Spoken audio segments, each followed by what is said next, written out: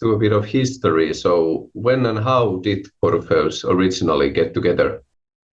Well, it depends on what date we shall count. I mean, I started kind of 2016, but it was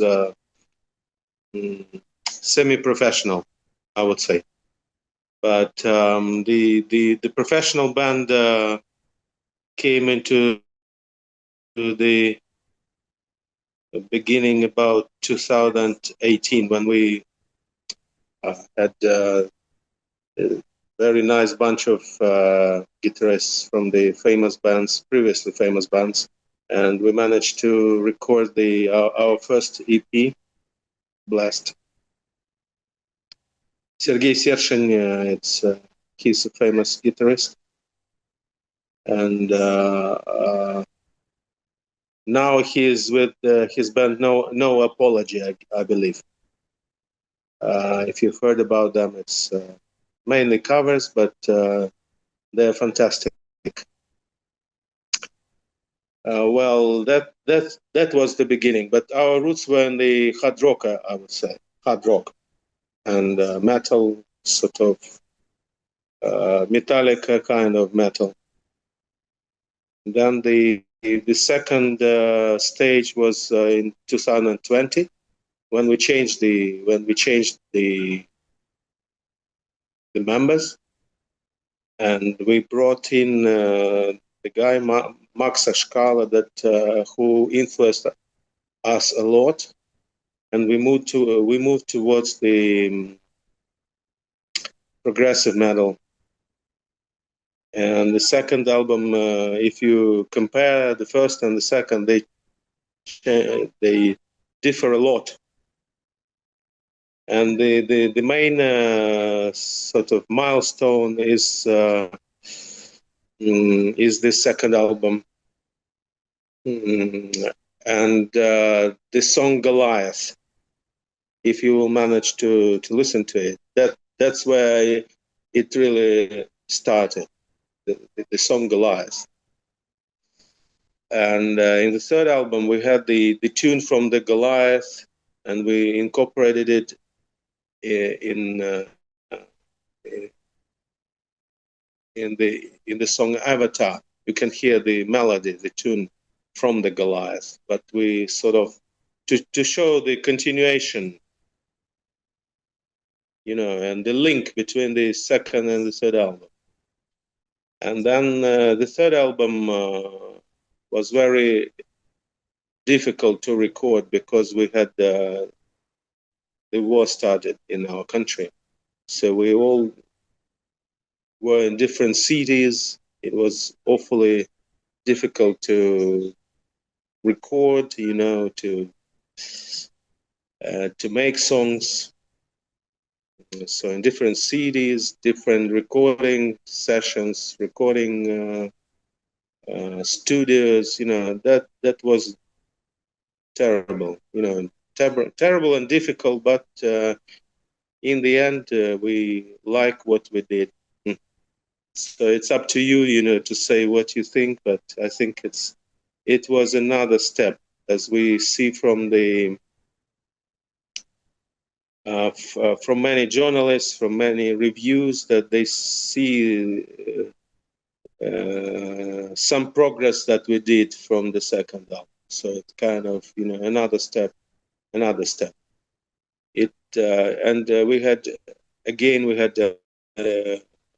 new guitarist, Alec Kakatun, and he brought in his love for gent. You can hear a lot of gentish, lines in the song. So that's and interestingly enough, gent together with sort of Satriani's solos. It's crazy. Sounds crazy, but he managed to put it all together. Yes, and to be honest, we have very different music tastes in our band. harsh vocalists like Pantera very much. Denis or Julian, as he Julian, he listens to Pantera a lot. I like Black Sabbath. You see I Yes. put on. You can see it. Yep. It's Black Yep. Sabbath. You see, I Yes. like it. So the bassist and the bass player and the drummer, they're into terrible stuff, very heavy, really heavy stuff. So Oleg likes everything, but he likes Satriani and shredding. He shreds a lot. He gives lessons in internet, and sort of he likes shredding. And we have my voice, normal voice and harsh voice, and the great difficulty for our kind of music is to mix it well, because it's always difficult when you have just harsh vocal. It's sort of easier, but when you have bits and pieces of clean voice and then suddenly very heavy beats, it's very difficult to balance it. In concerts as well, we always have problems in concerts because because of this strange combination. But I think it's our weakness in a sense, but also strength in a sense, because it's kind of, I don't say it's new, but it's kind of, this contrasts make something new, something different. And that's what I like about, the third album. That's basically the introduction to the band. And 2020 Over the Rainbow. So, I wanted to ask you, what has changed the most in your music since the album? You mentioned that it was difficult to record, of course, during the wartime, the new album. But how was the writing process for this music? It was the songwriting that changed, and we brought in Oleg, who is into Satriani kind of, very quick passages, but also gent music, which we didn't have in the second album. So that's basically it. And this combination, and also even death metal influences brought in by the bass player and the drummer. And this, as I say, we all come from different corners of the metal, and that's makes it, exciting and difficult, but also exciting. Putting it all together and making it to work, that's basically the difference. Because the second album was more traditional progressive metal kind of stuff. But the third album is different. I wouldn't put it, anywhere. It's somewhere in the air, It's up to you to judge, but, it's different.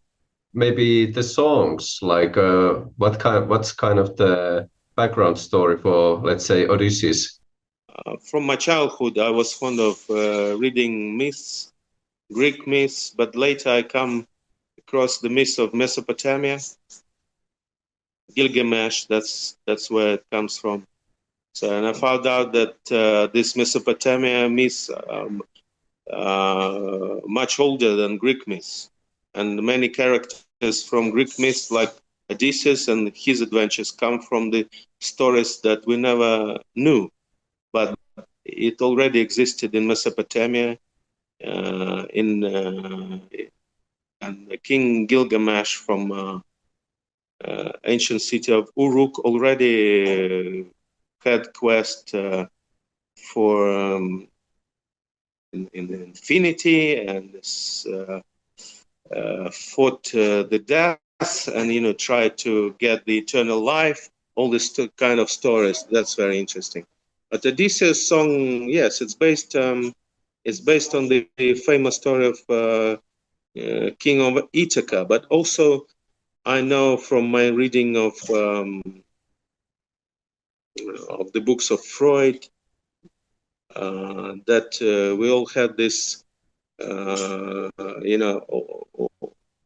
all these characters in our brains. Somehow, they never go away, and we don't we don't understand it, but we feel it in our life, and they guide us. And these archetypes of our consciousness are always present, and that's how they. That's why, when we talk about Odysseus, we also talk about our present life. This our love for traveling, for example. We never can sit home. We men always try to find something new, go somewhere. Yes, and also this bravery, war. It's very now we have war in our country, so it's very actual thing for us. That's basic. Sorry, I'm in cafe. You can hear voices. Yeah, that's basically the story. It's kind of philosophical, but would you really read deeply into it? I don't think so. But that's basically the story. So connecting the past with the present and finding out that it's not, bygone be bygone. No, bygone is always present. That's basically the idea. With all the songs, Odysseus, Avatar, and Gilgamesh, everything, it's all about the same thing. We find features of the past in the present. That's the idea. There's no one story. Some critics say it's conceptual album, but we don't have one story. There's one character, one hero that goes from there to somewhere. No, there are pictures. There are different stories of different characters. And reflections about these myths and their influences on our life. That's the story. Yeah, could you tell a bit about those collaborations? I have to mention Laura Guldemon from Burning Witches. Yes, Laura is fantastic. We really like what she did, and the song Sleep really shines because of her vocals, I believe. She did it by internet also. I just we wrote this song, sent it to her, and she recorded her part, and it was brilliant. We just said, "Wow, wow!" When we heard it, it really she really shines through this song, and we really excited about her participation.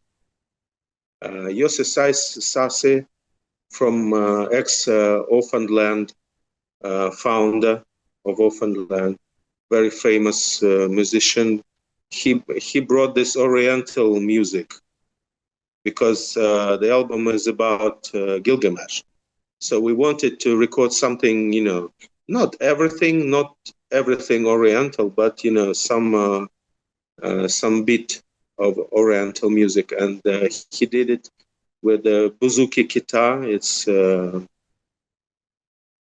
special instrument that he plays. He plays, dozens of ancient instruments and Oriental instruments. And this bouzouki guitar you can hear in the beginning in the song Gilgamesh, and also in the outro. It just bouzouki playing, and it gives this a specific sound and creates the specific atmosphere of the Middle East. That's it. Also, I should mention Dmitry Kim. He He's ex-Ginger drummer, and he also mixed the album because he now works with many artists mixing the albums. He's excellent drummer, an excellent person, an excellent mixer. Also, we had Jay Ruston on board. He's famous producer, music producer, and he did the mastering, which also important. As I already said, it was very difficult, to put all these bits and pieces, and make them shine through, heard through, and he managed to polish it out a little bit. So we are very happy to have him also in this project. So it's international project, and somehow in this hard times of war in our country, we managed to have this international team, and we're very happy about it because everybody brought his important played important role in the album. So that's it. What about the live gigs? You have also played live during the war, and as you mentioned, sometimes with your material, the live gigs can be challenging too. So how have the gigs been, and how's the atmosphere at the concerts? Last gigs we had already 2 years ago. After that, we didn't play. We can't. I'm in the army now. I'm not at the front, but I serve in the army. So, and the atmosphere is not for gigs. But when we had gigs, we had a mini tour in 2023 around 5 cities: Kiev, Lviv, Ivano-Frankivsk, and other city, Rivne. Yes, and we always got good reviews, and atmosphere is nice. Although some would say that this is a European project, it's better understood somehow in Sweden or in Germany than say in Ukraine. I don't know why. Maybe it's too complex. I don't know. But that's my feeling, And also it concerns the reviews. We had avalanche of reviews from the US, from Germany, Sweden, but not so many from Ukrainian counterparts. So from this, we guess that this progressive metal kind of music is more important for European countries like Finland and Sweden and Germany and Poland. Not so much in Ukraine. But again, when people listen to it in the concerts, they like it live. You were talking about the song Dishes and also like the overall themes on the album, but is there some other song that has like a special meaning to you? I like, personally, I like very much the last song, Avatar. It has nothing to do with the famous movie, but Avatar, nothing to do with it. Avatar, I think it has meaning. It comes from Indian philosophy and religion. They have avatars of gods. So you can have Shiva, the great god in heavens, but also many avatars that come and go, during epochs and years on the earth. But I personally like it very much. As I say, it has a tune coming from another song from the previous album, and I like it too. This like a line coming from one album to another. Also, it has very beautiful guitar part.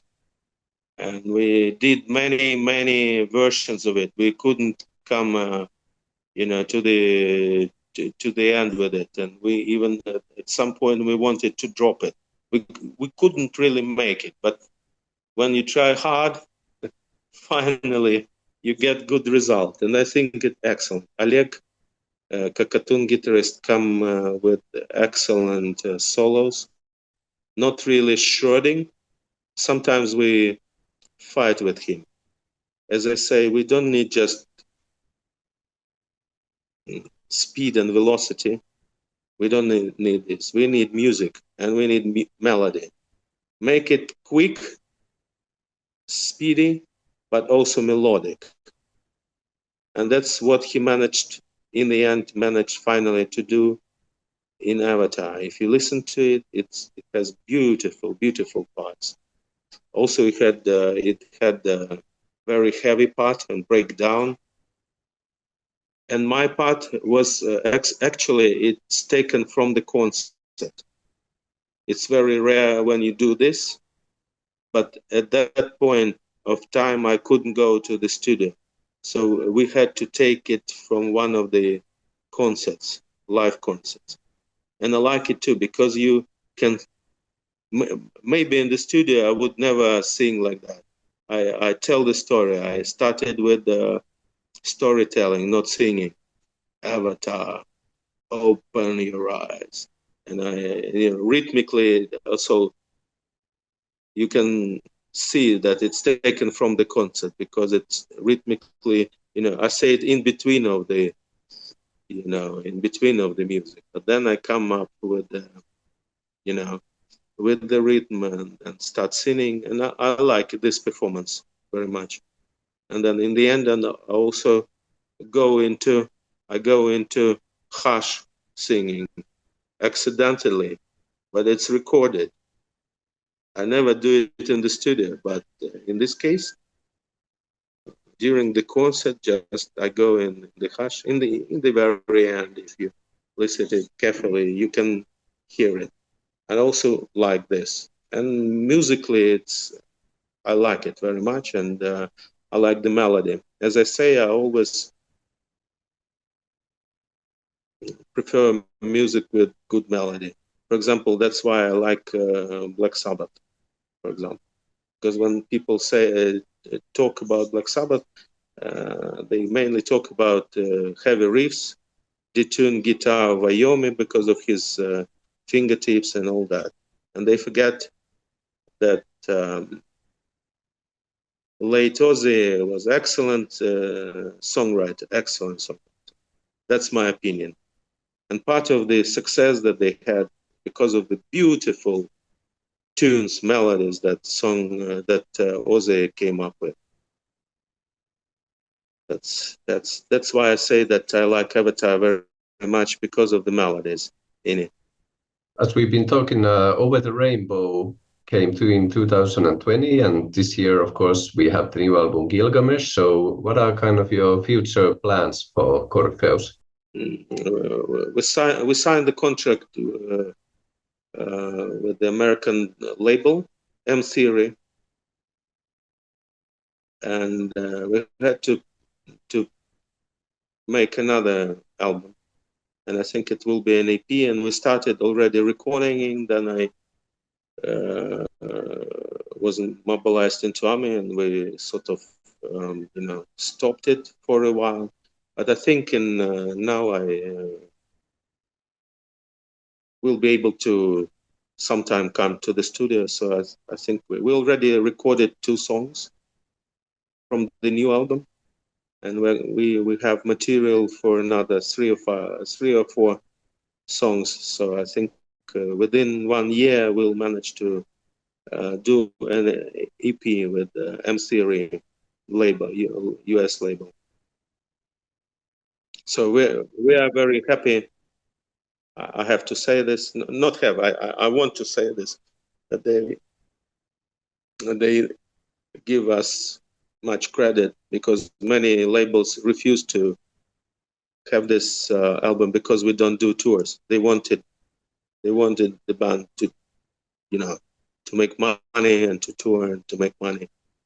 at concerts. But this label allowed us to, just to publish it with the view that in the future we'll manage to come up with this and to tour when it's possible.